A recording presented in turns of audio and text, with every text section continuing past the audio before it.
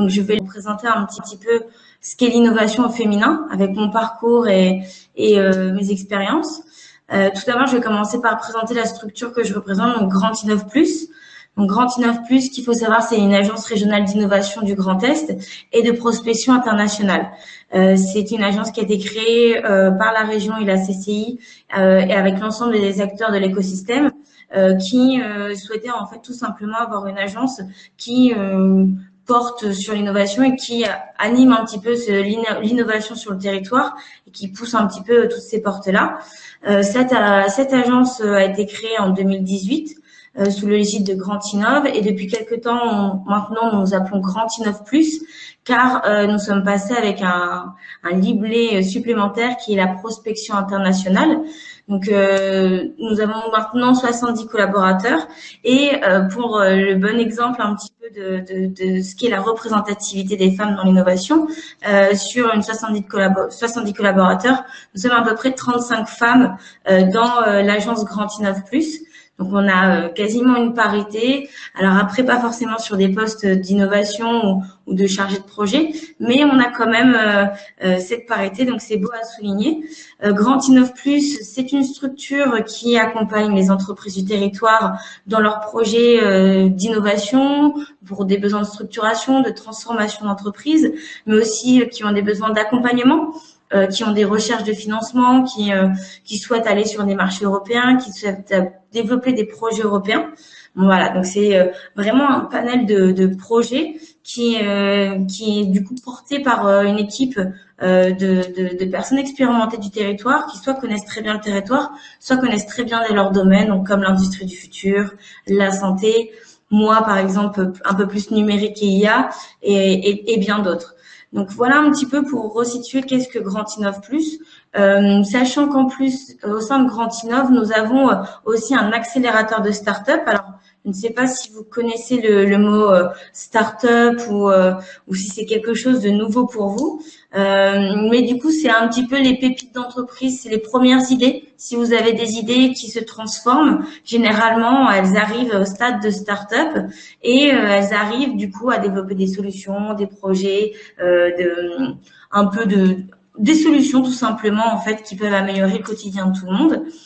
Et donc du coup nous au sein de l'agence Grand Innov Plus, on a un après projet qui s'appelle Scalinov qui est là pour continuer à aider les startups dans leur dynamique de prise de marché, d'innovation.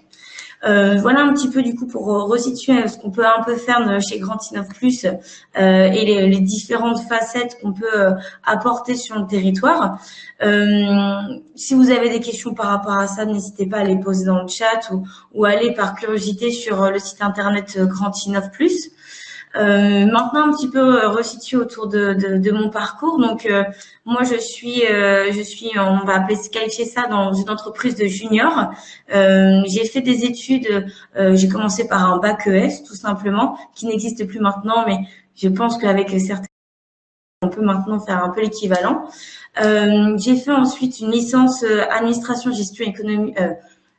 gestion des entreprises, pardon. Ça peut paraître des fois un peu chinois, les abréviations lorsqu'on est en études supérieures, surtout quand on est au collège ou au lycée. Mais petit à petit, on prend le pas. Donc en gros, c'est une licence qui aide, qui nous apprend à comment on peut gérer une entreprise, accompagner tous les strates, tous les niveaux qu'il y a dans une entreprise, comptabilité, économie, commerciale, etc. Et je suis partie ensuite sur un master 1 AES, administration économie sociale. Donc c'est un master 1 pluridisciplinaire qui permet d'aller sur plein de possibilités de parcours. Et moi j'ai décidé avec du coup mon backup de partir sur un master 2 gestion de droit économie numérique, parcours commerce électronique. Donc là, ça va faire beaucoup de mots d'un coup, mais je vous rassure, c'est rien de bien compliqué. C'est juste que là, j'ai voulu, en plus des compétences que j'avais prises, en tout cas des connaissances que j'avais apprises autour de l'entreprise, je me suis rendu compte qu'une entreprise, maintenant, si elle n'était pas numérique, elle pouvait difficilement s'implanter ou en tout cas difficilement continuer. Donc, j'ai voulu mettre sur cette arc de connaissances le numérique et donc du coup je me suis spécialisée dans cette partie-là, donc gestion de l'économie numérique. Et dans le cadre de mon master 2, du coup, il fallait que je fasse un stage. Et j'ai fait mon stage du coup au sein de l'agence Grand Innov Plus. D'ailleurs, les stages, j'en ai fait plusieurs au sein de mon parcours, donc c'est vraiment quelque chose de très important. Je sais qu'on vous l'a sûrement déjà dit dans d'autres lives, dans d'autres conférences, mais le stage, ça permet vraiment de comprendre ce qu'on peut aimer, ce qu'on ne peut pas aimer dans une entreprise, et les choses qui nous plaisent le plus. Si on est plutôt des personnes qui veulent faire du commerce, si on est plutôt des personnes qui veulent faire de la structuration de projet, ou des personnes qui veulent tout simplement accompagner les personnes. Enfin voilà. Les stages, ça permet tout simplement d'apprendre à se connaître et apprendre à connaître un futur métier. Et donc, c'est parfait pour vous, pour vous aider en fait à trouver des moyens de développer vos compétences et savoir ce que vous aimez. Alors moi, j'ai trouvé un stage. Donc, mon premier stage que j'ai fait, c'était en troisième. Je l'ai fait en fait un peu paradoxalement parce que mon père connaissait quelqu'un en pharmacie et que je m'étais dit pourquoi pas la pharmacie. Donc du coup, j'ai fait mon stage de troisième pendant une semaine au sein d'une pharmacie pas très loin de chez moi. Et c'était une très bonne expérience, mais j'ai compris que c'était pas forcément quelque chose qui m'attirait le milieu médical. J'avais envie de relations avec les personnes, mais un peu différentes.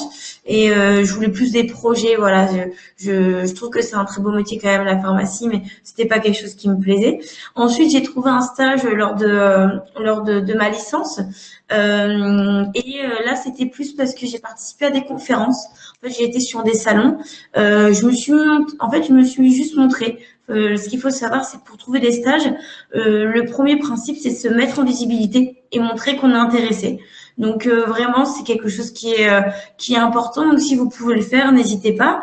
Maintenant, il y a des plateformes comme LinkedIn. Bon, c'est peut-être un peu trop tôt pour vous, mais pourquoi pas tenter. Il y a des CV interactifs, il y a les salons comme celui d'aujourd'hui qui vous permettent en fait d'être en relation avec des entreprises qui peuvent vous recevoir et qui peuvent vous montrer leur métier. Et lorsque j'ai fait mon stage de fin d'année de master, du coup là, je suis passée par LinkedIn tout simplement. Donc là, c'est un réseau professionnel pour celles qui ne connaissent pas ce réseau, qui c'est un peu un Facebook, mais qui montre notre vie professionnelle et donc notre parcours scolaire. Donc c'est un moyen de se mettre en avant facilement, d'être en contact aussi facilement avec des personnes et d'envoyer des messages avec un principe comme Messenger, comme vous pouvez sûrement connaître. Donc voilà, donc les stages, pour moi, c'est quelque chose qui, je pense, très important, surtout si vous voulez savoir si vous aimez ou pas un métier. Une semaine, ça nous permet de voir déjà beaucoup de choses. Un mois, 2 mois, encore plus. Après, au collège, on peut pas faire non plus des longs stages, mais tout au long de votre parcours scolaire, je vous incite vraiment à faire des stages ou même participer à des événements type 48 heures de l'innovation ou même des hackathons quand on est au lycée ou en études supérieures. C'est des choses qu'on peut faire facilement, qui nous sont proposées. Et je vous incite vraiment à aller sur ça. Il y a aussi des réunions d'anciens qui sont organisées dans certains lycées ou même sur des plateformes au niveau des universités. Enfin, en tout cas, dans le parcours scolaire supérieur. Et c'est vraiment quelque chose d'intéressant. Et n'hésitez pas aussi auprès de vos lycées de demander à vous mettre en contact avec des personnes qui ont fait les mêmes parcours que vous. Parce que ça peut être un moyen de prendre déjà un début d'expérience, d'avoir déjà un petit peu un retour de ce qu'ils font dans leurs études. Donc, n'hésitez pas à être curieux et de contacter des personnes qui font des choses qui vous intéressent pour, même si vous pouvez pas faire de stage, pour poser des questions tout simplement. Donc du coup, comme je disais, moi j'ai fait mon stage de fin d'année de master au sein de l'agence Grand Innov. Je suis passée par LinkedIn, donc du coup le réseau dont je vous ai parlé tout à l'heure. Et j'ai eu la chose en fait de travailler auprès d'Isabelle Kuhn, donc ma responsable actuellement, qui était aussi ma responsable en tant que stagiaire. Donc Isabelle Kuhn, pour un petit peu resituer, c'est la directrice générale adjointe de Grand Innov Plus. C'est une personne qui est dans le monde du numérique et notamment de l'informatique depuis déjà les années 90. Et elle a commencé, paradoxalement, avec beaucoup de femmes, contrairement à moi à mon époque. Et du coup, elle était vraiment entourée encore de femmes et elle a vu en fait les choses changer par ses expériences. Elle a été consultante, elle a travaillé au sein de PME et elle était surtout sur des projets de tout ce qui était accompagnement et tout ce qui était croissance d'entreprise. Bon, ça c'est un peu compliqué, mais voilà, elle a pu rencontrer dans son métier beaucoup de personnes, beaucoup d'acteurs dans l'innovation, et petit à petit elle se voyait de moins en moins entourée et de moins en moins de profils féminins qui allaient dans ces domaines-là. Et donc du coup, elle a décidé aussi elle-même de porter ces sujets au sein d'une association dans laquelle elle participe qui s'appelle Estelle Exécutive. Donc, je vous invite par curiosité, si vous voulez aller voir un petit peu ce qu'elles font. Le but, tout simplement, c'est de montrer des femmes, enfin montrer par l'exemple des femmes dans le monde du numérique et de l'innovation. Du coup, parce que numérique rime beaucoup avec innovation, ce n'est pas que de l'innovation, mais en tout cas, ça a été une période de l'innovation en fonction du stade de la numérisation, je dirais. Et elle porte ces sujets. Donc, quand on a vu qu'un profil féminin candidatait, donc j'étais pas toute seule, bien sûr, on en a discuté, puis j'ai été sélectionnée avec grand plaisir.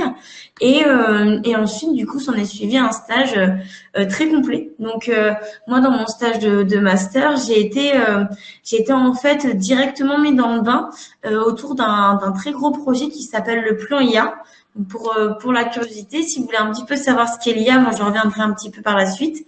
C'est un projet qui est sorti maintenant il y a un peu plus d'1 an et sur lequel j'ai été missionnée directement en tant que stagiaire. Donc, pour tout simplement pour prendre contact avec les personnes, pour organiser des événements, pour même à des moments donner mon avis sur ce qui se passait, sur comment on pouvait faire et donc du coup monter tout simplement en compétences pendant mon stage et d'avoir des projets réels à réaliser. Parce que c'est toujours très intéressant quand on est dans une entreprise, qu'on me donne des projets qui vont aboutir à quelque chose, qui vont porter sur quelque chose. Alors oui, très bonne question. Qu'est-ce que l'IA? L'IA, ça veut dire intelligence artificielle. L'IA, tout simplement, c'est une nouvelle technologie, si je puis dire, qui permet, grâce à la donnée, si je prends un exemple des réseaux sociaux, d'auto-personnaliser des parcours. Donc, si je prends l'exemple des réseaux sociaux, quand vous êtes sur Facebook, il y a énormément de données que vous générez. Donc, rien que par rapport à vos profils, ce que vous aimez, ce que vous suivez. Et donc, toutes ces données sont analysées dans ce qu'on appelle le big data. Donc, c'est comme on va appeler ça un gros cerveau pour un petit peu démystifier la chose. Un gros cerveau où il y a toutes les données que vous avez pu identifier, enfin qu'ils ont pu identifier vous concernant, et ils vont étudier ces données, soit par du machine learning, donc par de l'apprentissage seul, soit par du deep learning, donc par des écuyages qu'on va un petit peu lui faire pour ressortir des éléments. Donc, si on reste sur Facebook, quand vous êtes sur Facebook et que vous aimez des pages, etc., vous créez de la donnée. Ces données sont analysées par l'IA et en fonction de ce que vous avez aimé ou pas, on va vous mettre des pubs en avant. Souvent, c'est marqué sponsorisé sur Facebook. Je sais pas si vous voyez. Et donc, du coup, ça vous permet, grâce à ça, il personnalise votre parcours, par exemple, sur Facebook. Facebook, c'est un exemple parmi d'autres. Instagram fait pareil. Il y a des posts sponsorisés. C'est par rapport à ce que vous avez pu aimer, les personnes que vous suivez, etc. Donc, ça analyse votre donnée et c'est ça l'IA. En fait, l'IA, c'est la technologie qui est derrière. C'est la partie algorithmique qui va justement traiter toutes ces données de manière très rapide et limite spontanée et qui va faire des propositions. Donc voilà, c'est un petit peu, si je peux vous expliquer par l'exemple, ça sera celui-ci. Et donc du coup, voilà, comme je disais, moi j'ai eu la chance de participer à ce projet qui était le plan IA et d'être mise dans le cœur de ce projet et de pouvoir participer en fait avec cette équipe, donc Isabelle, la région, parce que c'est un plan qui est porté par la région, qui est financé par la région, avec une envie forte de justement numériser, aller sur cette techno. Et on s'est rendu compte qu'il y avait très peu de femmes. Donc on a fait aussi un travail de notre côté de recherche de femmes dans ces domaines-là. Et on a cherché aussi à du coup essayer d'expliquer un petit peu, de sensibiliser autour de ce qu'est l'IA. Et donc voilà, donc c'est déporter des sujets qu'on porte. Moi, en tant que femme du numérique et de l'IA maintenant, que Isabelle porte aussi, que la région porte aussi, que tous les acteurs comme la CCI portent aussi. Donc, c'est important pour nous aussi de vous sensibiliser à ces domaines-là. Donc, si vous avez des questions, n'hésitez pas. Des questions sur le langage, des questions pour apprendre à connaître un peu plus l'écosystème du numérique. Et si je peux un petit peu vous conseiller aussi, c'est dans une entreprise quand on arrive, l'innovation, c'est aussi par l'expérience, je dirais. Et on a un petit peu cette idée de senior junior, donc des personnes qui s'y connaissent beaucoup, comme Isabelle, et moi qui arrive avec ce que j'ai appris, mon regard un peu neuf, et arrive à développer des projets, des projets un peu plus intéressants, d'aller peut-être un peu plus loin sur ce qu'on faisait, etc. Et donc du coup, pour resituer l'agence Grand Innov dans tout ce travail-là d'explication du numérique, de l'innovation, ça pourrait un peu se traduire comme le chef d'orchestre. Que on est face à des entreprises qui sont soit très tech, soit commerciales. Et donc, du coup, dans tout ça, il faut des personnes qui traduisent. Donc, c'est l'accompagnement qu'on peut proposer, c'est la recherche de projets qu'on peut proposer. Donc, c'est traduire ce qui se passe. Moi, je ne suis pas du tout tech. Je n'écris pas, je ne code pas. Je le comprends parce que j'ai appris dans mes études ce que c'était, le HTTPS, le Python, etc. Mais moi-même, je n'écris pas. Et je ne vends pas non plus des solutions IA ou quoi que ce soit. Je suis vraiment là en tant que traductrice dans l'innovation. C'est pour montrer que le numérique et l'innovation, même en termes d'IA ou sur des nouvelles technologies, ce n'est pas que la partie scientifique et ce n'est pas que la partie vente. Il y a quelque chose entre ces deux-là. Et l'agence Grand Innov, typiquement, c'est quelque chose, c'est exactement son métier, en tout cas un des métiers qu'elle pratique. C'est comprendre ce qui est présent sur le marché, comprendre les prochains marchés et surtout les expliquer aussi bien à des techs que à des commerciaux, que à des dirigeants d'entreprise et les faire aller sur des nouveaux projets collaboratifs, les aider à traduire le marché, etc. Donc c'est vraiment le métier de l'agence, c'est vraiment ça, de l'accompagnement. Et appelé à ça, c'est porter des projets comme Robotech pour guider les personnes, en tout cas montrer aux personnes ce qui est possible de faire. C'est aussi participer à des salons. Donc là, il y avait le futur, le 360 Grand Est, qui mettent en valeur tout ce qu'on a sur le territoire, parce que c'est bien de dire qu'on l'a, mais à un moment, il faut aussi le montrer. Et puis, il faut aussi mettre en avant des très bons exemples. Donc, vous en avez eu plein tout au long de la journée d'hier, vous en avez encore aujourd'hui. Donc, c'est vraiment ça le but de tous ces salons, et c'est ce que vous devez comprendre, c'est vraiment se mettre en avant comme ça. C'est un moyen d'expliquer ce qu'on fait. Et c'est surtout un moyen de vous expliquer à vous les différents métiers. Donc moi, mon métier, mon poste s'appelle chargé de mission numérique et IA. Donc il y a marqué IA et pourtant je ne fais pas de l'algorithme. Et donc notamment un des projets qu'on a porté qui, à mon sens, sera intéressant pour vous et qui vous expliquera aussi un petit peu comment fonctionnent les réseaux sociaux.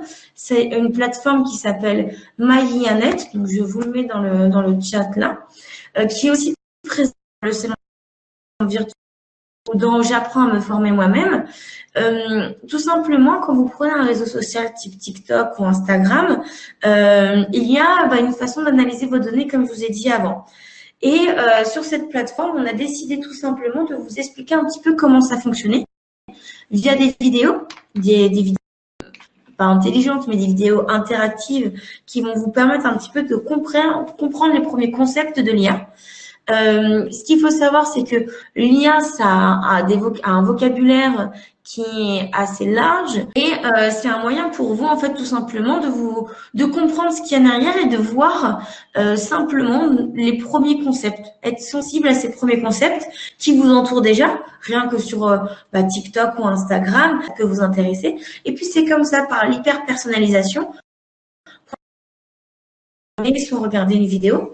Et l'IA est derrière tout ça. La plupart du temps, l'IA est là, l'IA est présent, et c'est un moyen de montrer par l'exemple dans cette plateforme MyIA l'innovation. Tout simplement, vous faire comprendre que l'innovation elle est déjà présente, le numérique est déjà présent, et l'IA sera aussi de plus en plus présent, parce que c'est un terme qui est de plus en plus d'actualité.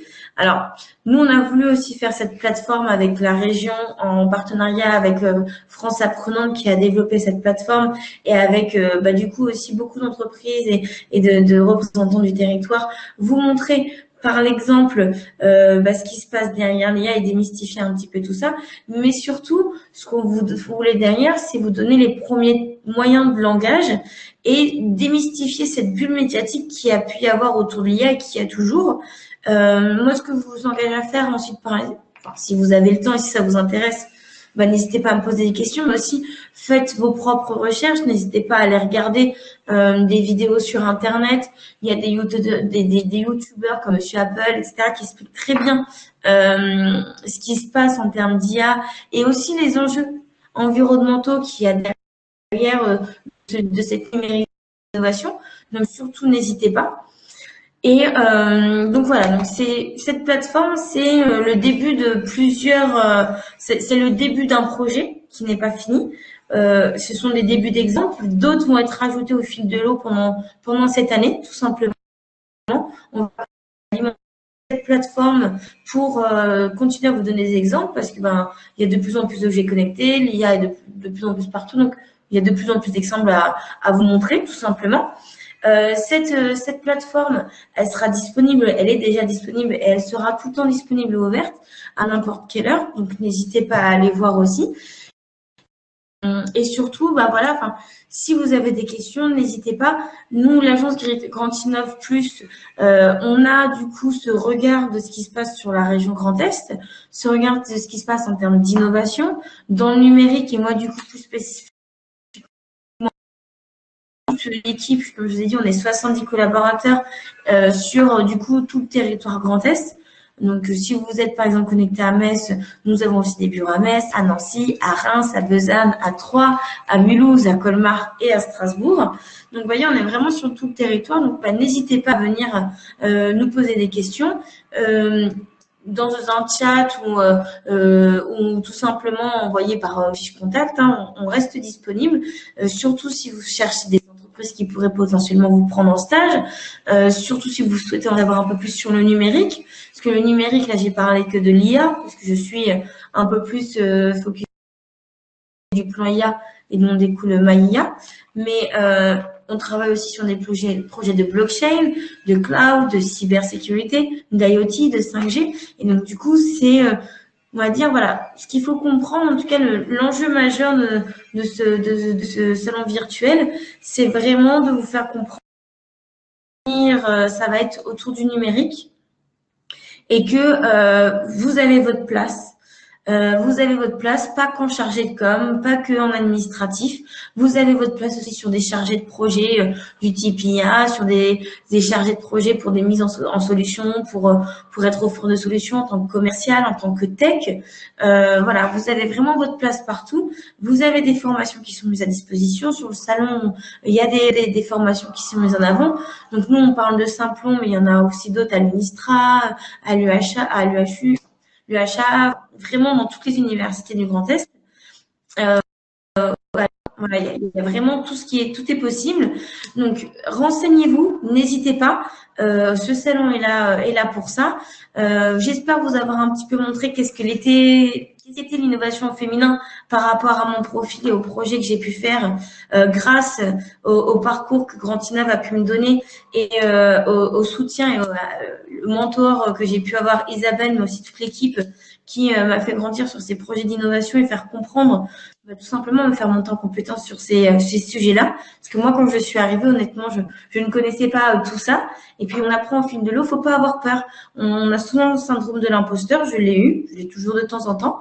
C'est quelque chose qui revient souvent, mais il faut pas avoir peur d'aller un petit peu dans l'inconnu, de sortir un petit peu de sa zone de confort, parce que on peut se rendre compte qu'on aime beaucoup de choses. On peut aussi se rendre compte qu'on n'aime pas, et c'est pas grave, on peut encore changer. On est sur des formations qui sont totalement scalables. On peut du jour au lendemain changer totalement son métier, mais on ne sait jamais si on aime ou pas tant qu'on n'a pas essayé. C'est pour ça que je reviens du coup à mon petit chemin de stage. Tant que vous ne faites pas de stage un petit peu pour connaître ce monde-là et du coup ce qui est derrière tout ça, donc travailler sur des Excel, travailler avec des entreprises, etc. Vous ne pouvez pas forcément savoir si vous aimez ou pas. Et donc du coup, c'est vraiment une chance de pouvoir le faire, le stage, de vous apprendre quelque chose et d'apprendre aussi sur vous-même, sur ce que vous aimez, ce que vous n'aimez pas. Écoutez, je pense que j'ai déjà bien parler. Vous avez des questions, n'hésitez pas à me les poser dans le chat ou à revenir vers moi plus tard. Hein, je reste disponible. Je vous invite donc à aller regarder un petit peu pour connaître un peu plus l'IA et vous enlevez peut-être quelques idées reçues dessus, à aller sur cette plateforme